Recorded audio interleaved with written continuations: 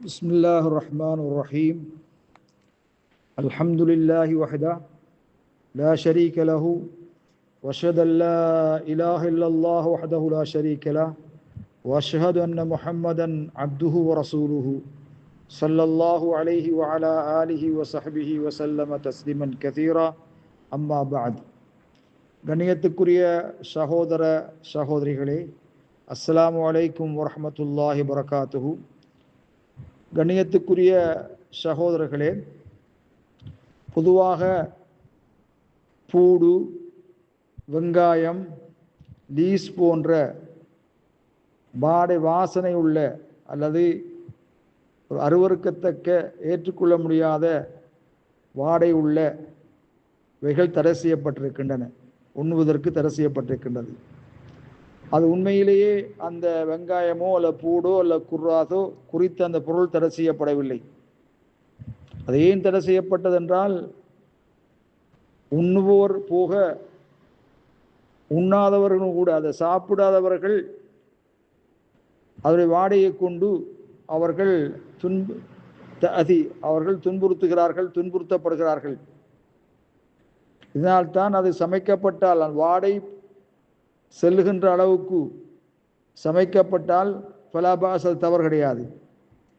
Amir மோமினின் Umar ibn Khattab அவர்கள் கூறியதை போல, ஐயுஹன்னாஸ், மனிதர்களே, தஅகுலூன ஷஜரத்தைனி, நீங்கள் இரண்டு வகையான மரங்களிலிருந்து உண்ணுகிறீர்கள்.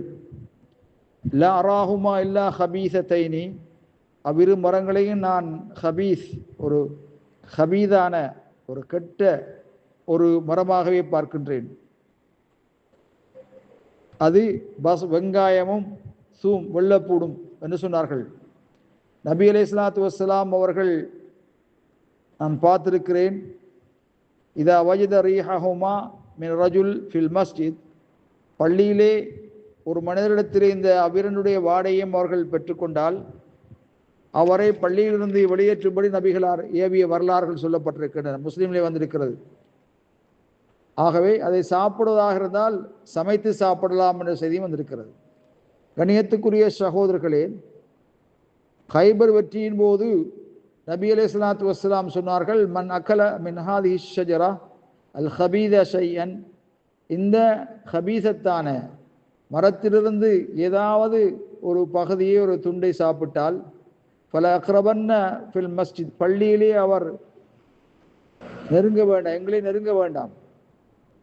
அப்பொழுது மனிதர்கள் சொன்னார்கள், ஹொர்ரிமத் ஹொர்ரிமத், ஹராமாக்கப்பட்டு விட்டது, ஹராமாக்கப்பட்டு விட்டது என்று சொன்னபோது அந்த செய்தி நபிகளாருக்கு எத்தியது.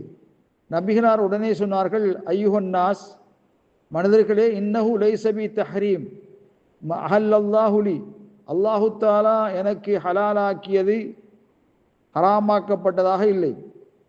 ஆனால் ஷஜரத்துன் அக்ரஹு ரீஹஹா, அது ஒரு மரம், அதனுடைய வாடையை நான் வெறுக்கின்றேன் என்று ஸல்லல்லாஹு அலைஹி வஸல்லம் கூறிய ஹதீஸ் முஸ்லிமிலே பதிவு செய்யப்பட்டிருக்கிறது.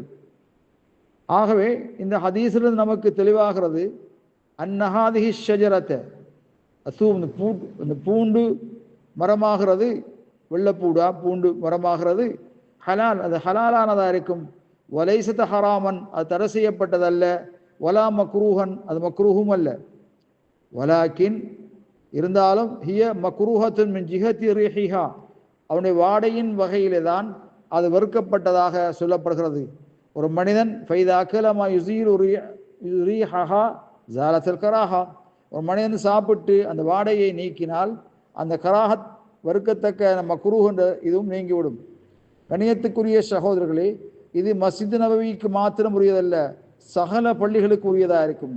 ஸல்லல்லாஹு அலைஹி சொன்னார்கள், மன் அக்கல மின் ஹாதிஹில் பக்லா அசூம், இந்த சூம் என்ற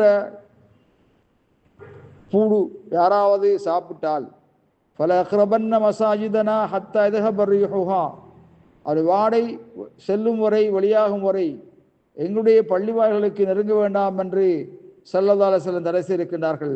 இன்னொரு ரிவாயத்திலே ஃபலா யஅத்தில் மசாஜித, பள்ளிகளுக்கு வர வேண்டாம் என்று ஸல்லல்லாஹு அலைஹி வஸல்லம் குறிப்பிட்டிருக்கிறார்கள். இது முஸ்லிமிலே பதிவு செய்யப்பட்டிருக்கிறது. கண்ணியத்துக்குரிய சகோதரர்களே, காரணம் அது அதில் மலாய்க்கத்தை, மலக்குகளையும் அது அந்த வாடை துன்புறுத்துகிறது. அது மஸ்ஜிது நபவிக்கு மாத்திரம் சொந்தமானதல்ல, பொதுவாக சகல பள்ளிகளுக்கும் அது உரியதாக இருக்கும். வல்லாஹு ஆலம் பிஸ்ஸவாப்.